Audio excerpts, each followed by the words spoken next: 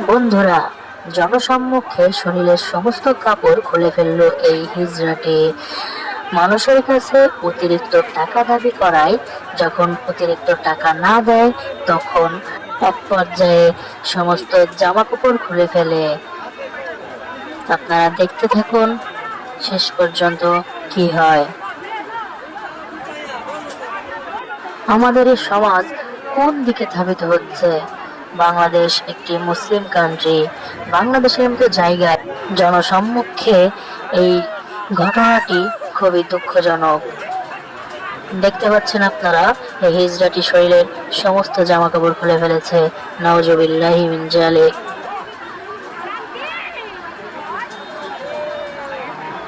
আল্লাহ তাআলা সকলকে হেদায়েত দান করুক।